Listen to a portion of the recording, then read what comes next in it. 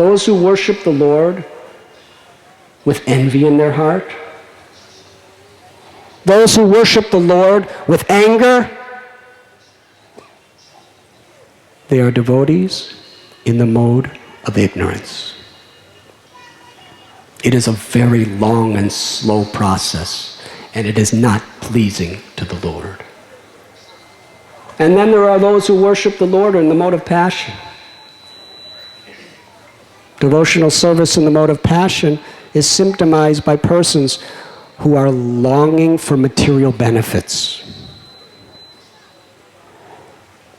who have excessive lust, who want money and fame and position as a result of their service.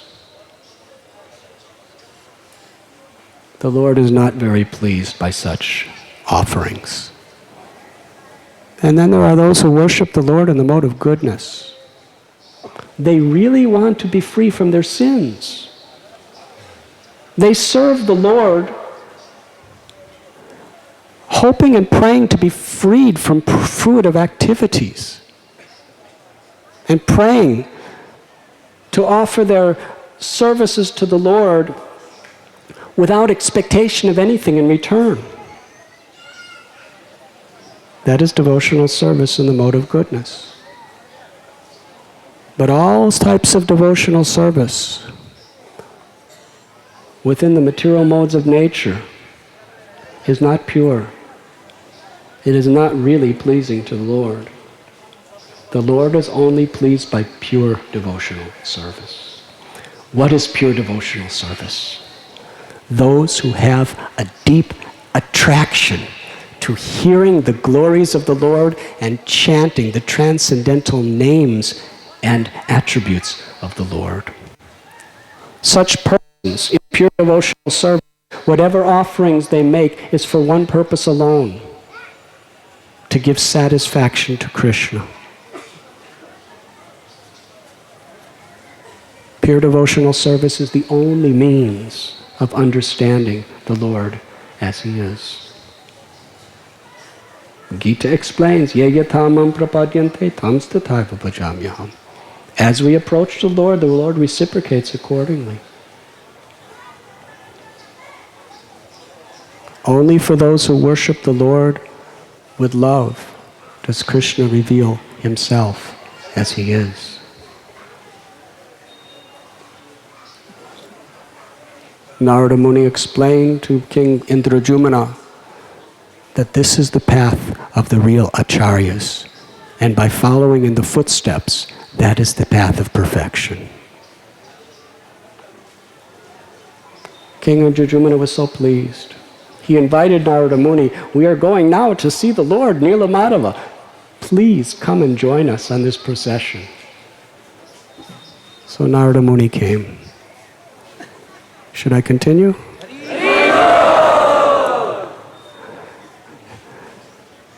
As they were traveling, they came to this province of Orissa, and the king of Utkala came to greet them, because he was a king. He came to honor Maharaj Indradyumna. Maharaj Indradyumna asked, how are things in your kingdom? The king of Utkala explained how, what can I say? There was a massive storm, like a cyclone. And it practically destroyed my entire kingdom. Even the deity of Nilamadava disappeared. When the king heard that, he fainted. Narada Muni brought him back to consciousness and said, do not be afraid. After all, if you have enthusiasm, patience, and determination, the Lord will definitely reveal Himself to you. There are always obstacles on the path of devotional service, but we must be determined. I give you my word, King. Through your devotional service, the Lord will be pleased and your desires will be fulfilled. So the king gained great hope and continued his journey.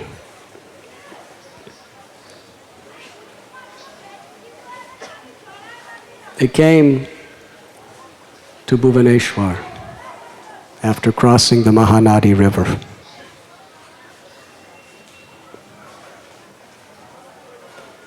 Jaimini Rishi explained the glories of Bhuvaneshwar. Lord Shiva married Sati, and Sati's family did not like Lord Shiva because she was like a princess, and Lord Shiva was wearing skins of animals or bark of trees, or sometimes he didn't even bother wearing anything. He never combed his hair. He associated with all kinds of controversial personalities. And he didn't even have a home. So just to satisfy Sati, Lord Shiva created the city of Kashi, which was a beautiful, beautiful city. Sati and performed his pastimes for thousands and thousands of years there, with beautiful palaces and bathing ghats. But after some time, Lord Shiva, he went to Mount Kailash and left Kashi to a king named Kashi Raj and descendants of Kashi Raj. Now this King Kashi Raj, he was very dear friends with a man named Pondraka. And Pondraka claimed to be Vishnu, Vasudev. And he accused Krishna that you are usurping my position, you are a fraud, you are a pretender. One who says he's God is dog, I am God, you are dog, something like that. And he says, if you want to keep holding your conch shell and disc and club and lotus flower, if you want to keep wearing your Kaustubha mani, which are actually mine, if you don't give them up, then I challenge you to battle. When Krishna got this message, he laughed. And Pondraka assembled his troops, and Kashi Raj was his friend. They all battled against Krishna. And Krishna, with his Sudarshan chakra, he eliminated all of them. And he cut off Kashi Raja's head and he sent it flying into Kashi. Now they saw this mutilated head with earrings on and they were celebrating. They were thinking, yes, Krishna is dead. But then when they looked at it closer, they realized, our king is dead.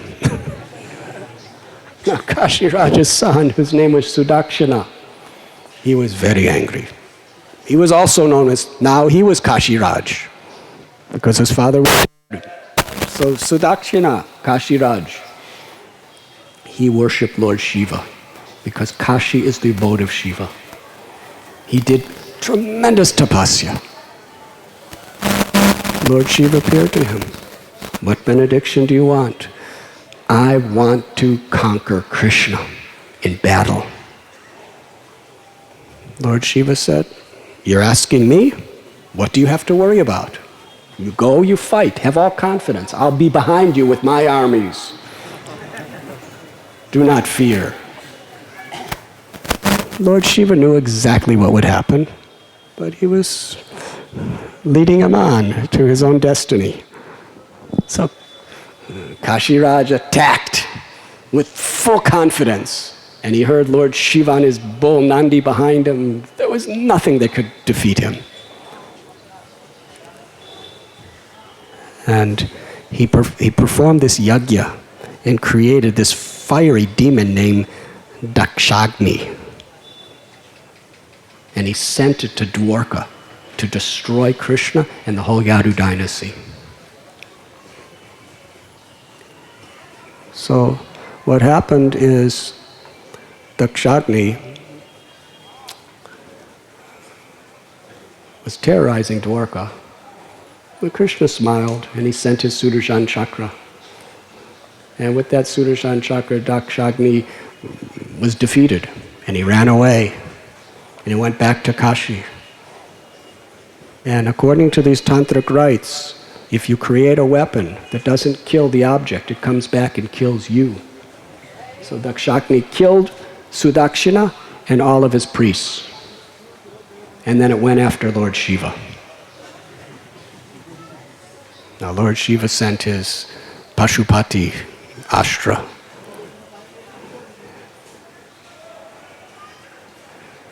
Pashupatwara, yes? And Krishna sent his Narayana Dwara. Lord Shiva's weapon created massive heat, but Krishna's weapon created intense cold. Now in this regard, Srila Prabhupada tells that when there's too much heat, it is austerity. And human life is meant for austerity. So please be encouraged. But when there is too much cold, it is simply miserable. Everything stops. So Lord Shiva's formidable weapon was defeated. Sudarshan went after Lord Shiva, and Lord Shiva was running away just like Durvasa Muni. He was running every possible place in the universe, but Sudarshan was right behind him, and finally Lord Shiva fell at the feet of Krishna and begged, "I'm sorry, I made a big mistake. I'm so foolish. I sided with an enemy of yours. Please forgive me. I take shelter of you. Please forgive my offense." Lord Shiva surrendered. Krishna smiled in an angry mood and said, "Shiva, you are a fool. What have you done? You took sides with my enemy. You know so much, but still you did like that. In my opinion, there is no one in this universal creation that hates me more than you." Now Lord Shiva is Vaishnavanam Yata Shambhu. He's the greatest devotee. To hear those words from Krishna, Lord Shiva was devastated. That is the nature of love.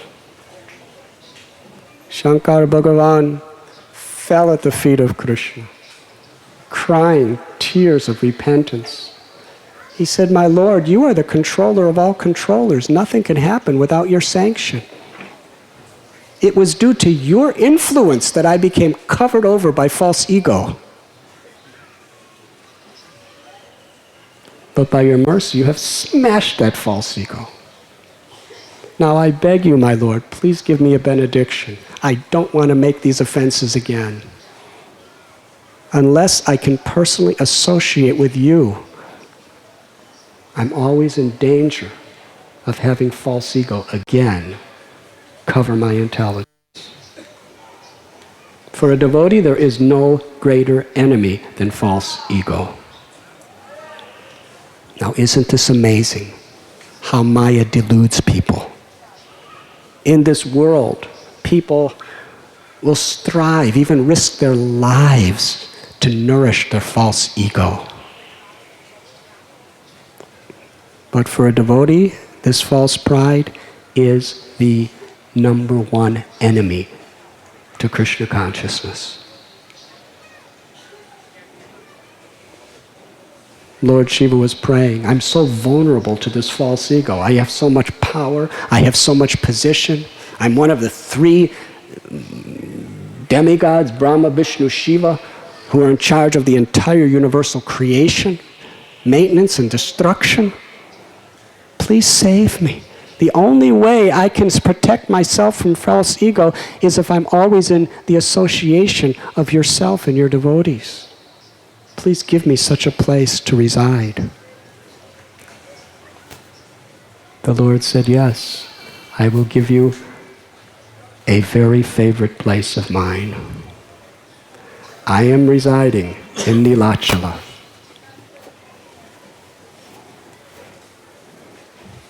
And I will make you the protector of my Dham. Within Purushottam Kshetra, you will reside in a place called Ekamravan. And there, you will be so close as my intimate associate. I will be Jagannath, and you will be Bhuvaneshwara."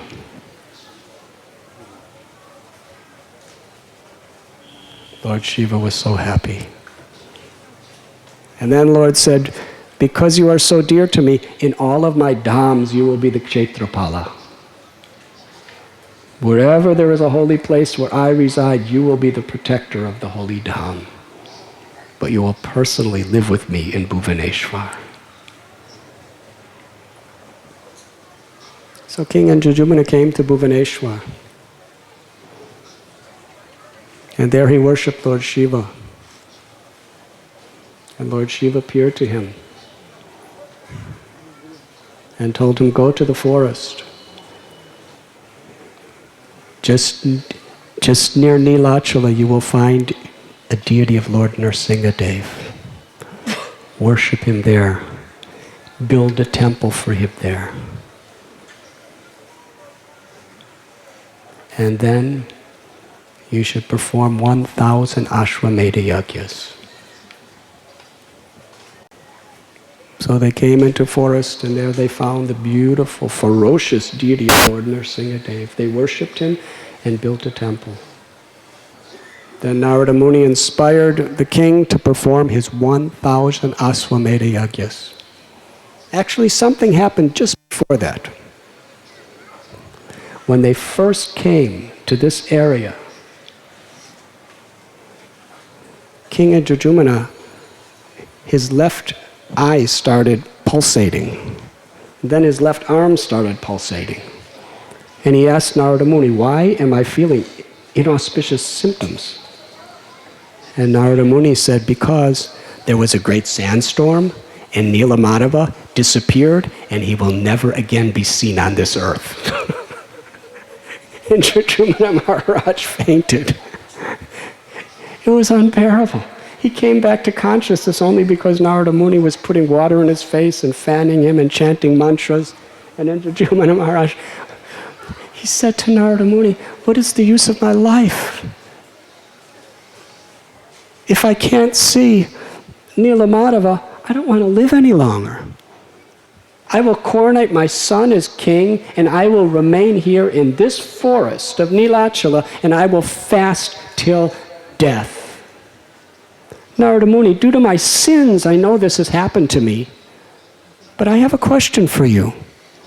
Why, even you knew that Nilamadeva had already left, why you participated and encouraged me to bring my entire kingdom here to see him?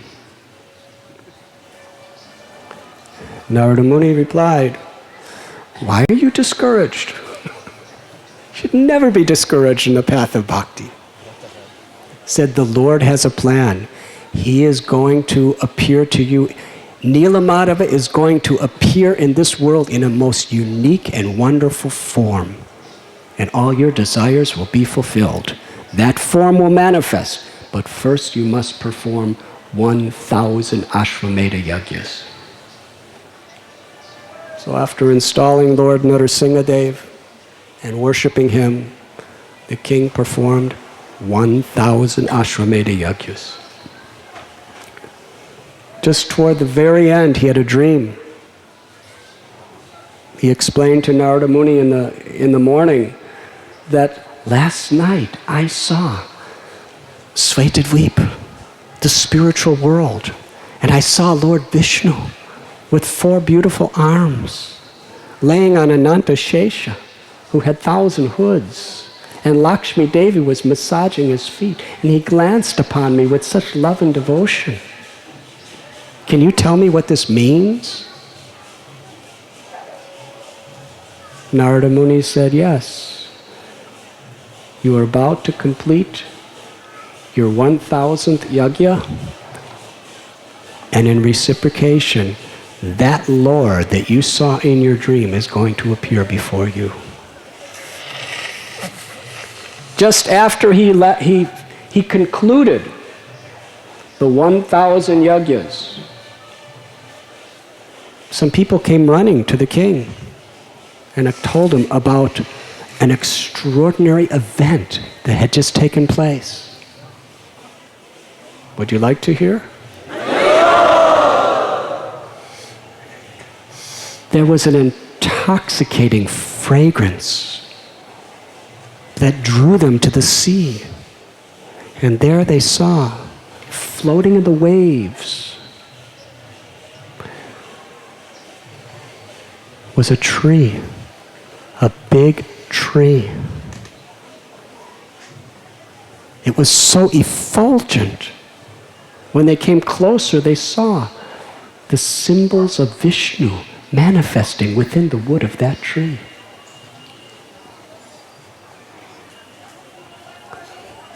Indradyumna Maharaj turned to Narada Muni and asked, "What are we to make of this?" And Narada Muni said that the Lord has manifested as that tree. That personality you saw in your dream, Lord Vishnu, one of his hairs has fallen down to this world in the form of that tree. And Lord Brahma has instructed me to help you to manifest the Lord in that tree.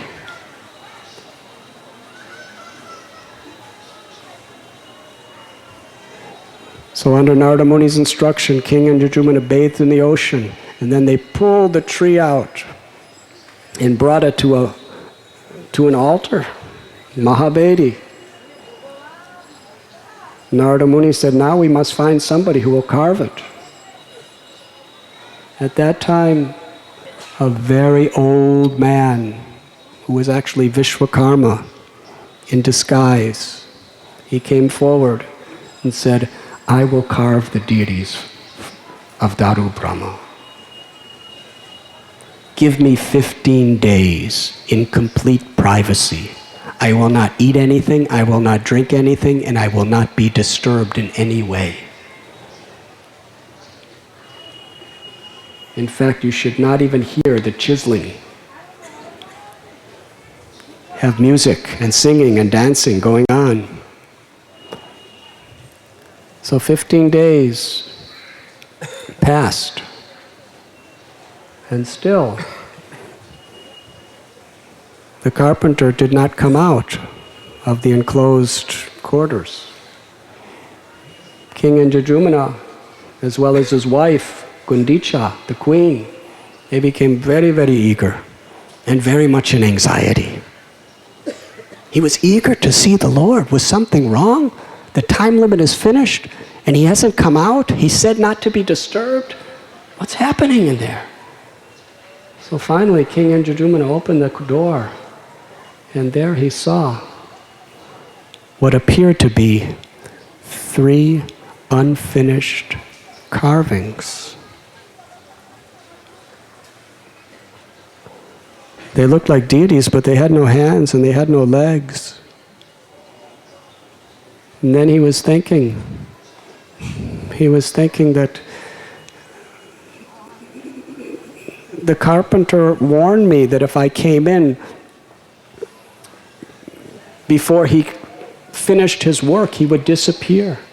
It seems like due to my impatience, he's left and everything's spoiled.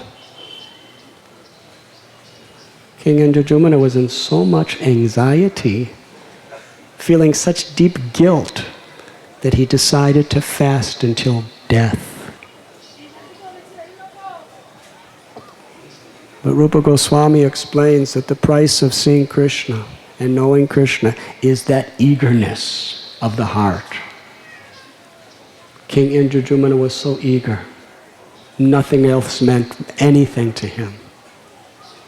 Neither his beautiful queen, his wonderful children, his millions of obedient subjects, his vast wealth, his young healthy body.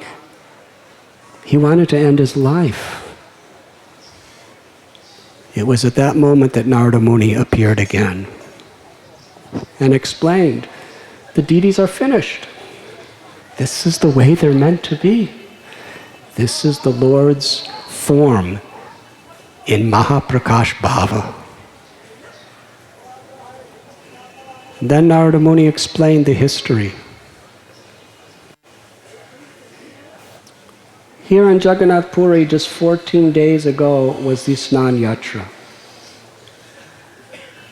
Snan Yatra is the birthday of Lord Jagannath.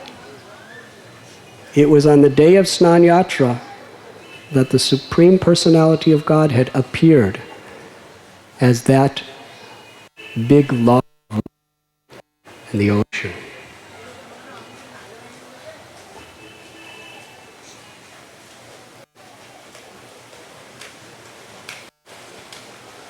Narada Muni told a story in a previous kalpa when he was in Dwarka Dham. And it was in Dwarka that the queens of Krishna were wondering, why is Krishna always absorbed in thinking of the gopis of Vrindavan? Rukmini was saying to the other queens that sometimes at night Krishna is crying out, Radhe, Radhe, Gopi, Gopi. Satyabhama, she said, why at night? Even in the daytime. Sometimes Krishna just goes into a trance and cries out, Radhe, Radhe, Radhe, Gopi, Gopi, Gopi. The queens all came to the conclusion that he's with us only in body, but his mind and his heart are always in Sri Vrindavan Dham. What is the power of the love of the gopis and the gopas of Braj? We want to hear the stories.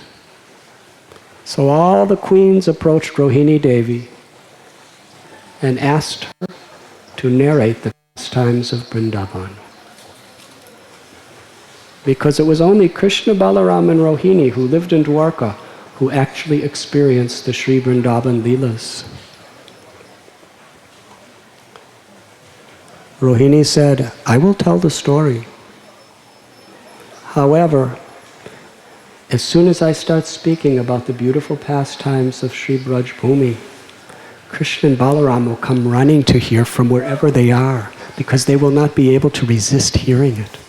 And if they come, they will be in such ecstasy, I will not be able to speak. So someone must guard the door and tell me if they're coming. Subhadra Devi said, I will guard the door. And she stood in the middle of the doorway with both of her hands blocking the entrance. Rohini was describing the childhood pastimes of Krishna in Vrindavan Dham. There was pin-drop silence. All of the 16,108 queens were in rapt attention. As they heard about the spontaneous love of the Brajvasis, they considered their own devotion to Krishna to be insignificant. Krishna Balaram could understand that Rohini was describing Braj Leela, so they came running to that place. But Subhadra, hearing about the pastimes of Vrindavan, she entered into Mahaprakash Bhava. She was so ecstatic that her eyes dilated, her limbs, legs and arms entered into her body like a tortoise. She was speechless. And Krishna and Balaram were standing, one to the right and one to the left, listening, stunned, spellbound, as they were hearing Krishna's Braj Leela. And when Rohini came to the point of describing Radharani's love for Krishna, Krishna's eyes dilated into big, beautiful, round lotus form, as did Balaram's, and both of their arms and legs merged into their bodies. The Mahaprakash Bhava. The forms of Krishna, Balaram and Subhadra in the intense ecstasies of separation from Vrindavan. At that moment, Narada Muni appeared from the skyways and said, I have seen, I have seen. And immediately Krishna and Balaram and Subhadra appeared in their regular forms. But Narada Muni said, I have seen, I have seen. I have seen this Mahaprakash Bhava.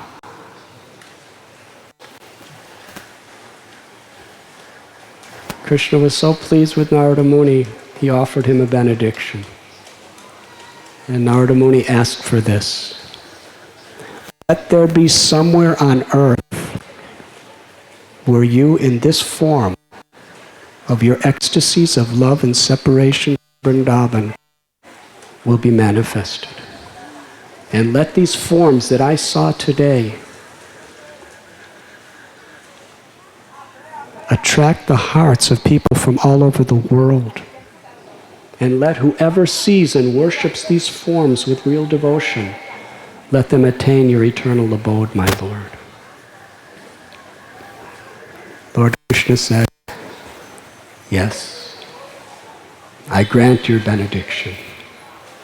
In Nilachala, in my abode of Purushottam Kshetra, I will be in a beautiful temple on the hill in these forms, manifesting my love for Vrindavan Dham. And whoever comes to see me and worship me will achieve the benediction that you desire. Narada Muni was in ecstasy. Chanting the holy names, he was glorifying the beautiful form of Jagannath throughout the universe. When Indradyumna Maharaj understood the nature of Jagannath, Baladev, and Subhadra, he became immensely blissful. And then a voice came from the sky telling that he should build a beautiful temple for the Lord. Indradyumna Maharaj got his best architects and took the entire treasury of the whole world's kingdom to build this temple. He said, everything is the property of Krishna. Everything should be utilized for the service of Krishna. There is no greater way to spend wealth than to glorify Krishna. And with great efforts, they built the most magnificent temple on earth.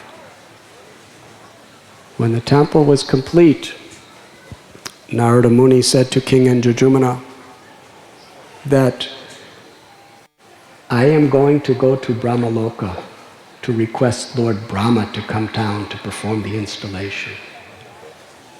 Indradyumna Maharaj asked, can I go with you? He said, yes, come. And a magnificent chariot appeared. They crossed beyond Swargaloka, Mahaloka, Janaloka, Tapaloka, and went to Satyaloka, the abode of Brahma. There a gatekeeper stopped them and said, oh, Narada Muni, you have come. Your father will be very happy to see you. But he's just singing some songs about Krishna now. And when he's singing songs, he is not to be disturbed. So please just wait a few minutes. After a few minutes, they were let in. Brahma was so happy. He said, yes, I will definitely come down and install the deities. But Indradyumna Maharaj, know that I'm coming because of your pure love and devotion. But be forewarned, the time here is different than the time down there. A moment here is more than a year there. And because you waited a few minutes while I was singing, 71 yuga cycles have already passed on earth. That's one manvantar. So many thousands and thousands of kings, your descendants, have come and gone and come and gone and come and gone. Anyways, you go down, you make all the arrangements, and when everything is proper, I will come down to perform the installation. So King Indradyumna came down, and there, this magnificent temple was still standing,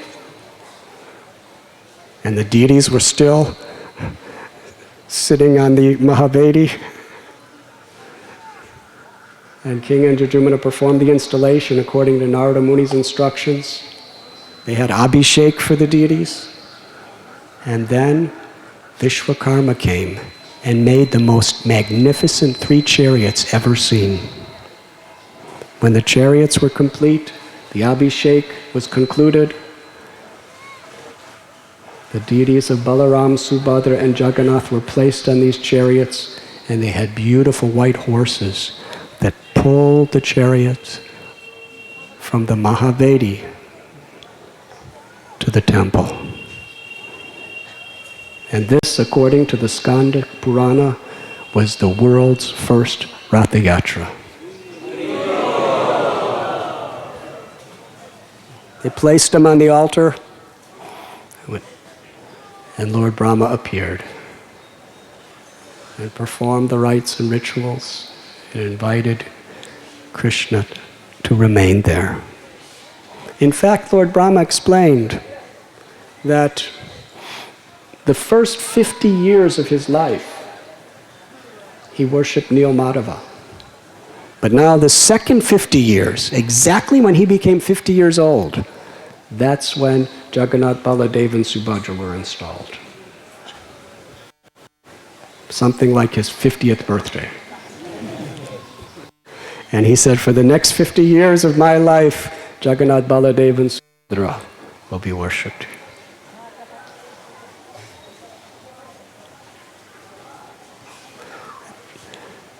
During this whole occasion, there was a king named Gala. King Gala, he was very much disturbed. Because he didn't know who this Indradyumna Maharaj is. 71 yuga cycles is a long time. So he was thinking, who is this person all of a sudden building this gigantic kingdom? So he attacked with his eyes, saw the temple, and he saw the deities, and he saw the love of King Indradyumna. He surrendered. And King Indradyumna said, actually, I left my kingdom post long ago. I'm not staying in this world. You and your descendants should now maintain the deity worship. And the Lord instructed that the Vishvavasu and his descendants should especially be given the service every year from Snan Yatra through Ratha Yatra, the 9 days in Gundicha, and then the return Yatra. They are in charge of the worship of the deities. Srila Prabhupada explains their names are Dayatas, or Dayatapatis.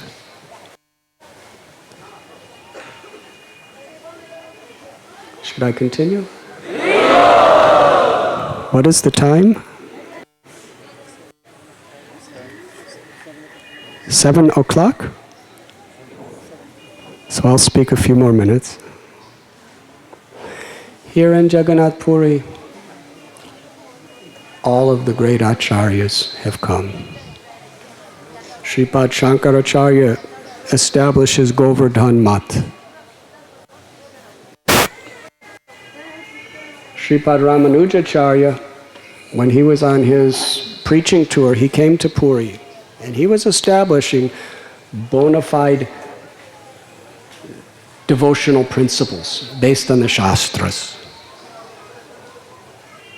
He defeated Shankaracharya's philosophy and established the Supreme Personality of Godhead as the ultimate conclusion of all the Vedas, and the only way to approach him is through bhakti, or pure devotional service. Now when he came to Puri, he took note that the way the pujaris here were worshipping the deities were according to local traditions and all sorts of spontaneous rituals that had no place in the Vedas. So he preached to the pujari, tried to convince him to do everything according to his path, the Vedic path. Now that night, Lord Jagannath appeared to Ramanujacharya and told him, they are worshipping me with love. I like the way they worship me. Why are you interfering? Get out from this place. And he threw Ramanujacharya in his sleep. And Ramanujacharya woke up in Andhra Pradesh. He was laying next to this deity. He thought he was Lord Shiva, so he started fasting, way to worship Shiva. But then he would have realized he was Kurma, the avatar of Vishnu. And he had a big feast and festival and established first-class deity worship for Kurma Dev. Sripad Madhvacharya also came here. There were wonderful pastimes of his disciples, Narahari Tirtha and others who resided here. Ballabhacharya has a sitting place here as well. And long ago, not long ago,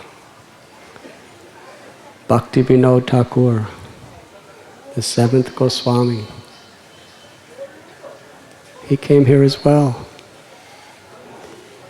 We'll discuss that a little later. Most important for all of us is that Jagannath-Puri was the home of Sri Caitanya Mahaprabhu for 24 years.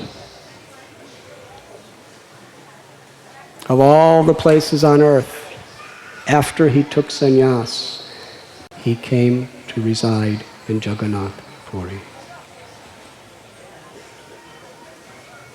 In the month of Magh, just at the completion of his 24th year on earth, just around the time of Makara Sankranti,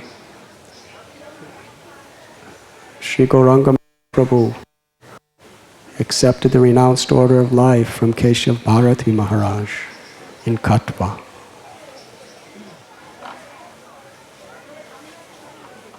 By Lord Nityananda's arrangement, although he was so enthusiastic to go to Vrindavan, he was led to Shantipur, where he was met by Advaitacharya, and later his mother and all the devotees came to meet him. Because Lord Nityananda Prabhu understood the heart of the Lord. Although he longed to see Vrindavan, ultimately pleasing his devotees was first and foremost. There, Sachimata and the devotees prayed to Lord Chaitanya that if you go to Vrindavan, we will never see or hear from you again. But the same Krishna that's living in Vrindavan is living not so far away in Sri Jagannath Puri Dham. Please make your home there. Because Puri and Navadvip are like two rooms in the same house. Devotees are always coming back and forth. We will always hear about you. Lord Chaitanya chose to come to Puri. With 4 of his associates, he traveled by foot.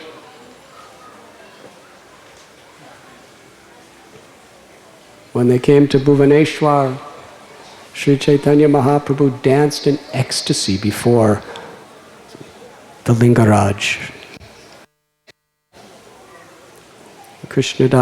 Vrindavan Das Thakur, he explains amazing phenomena.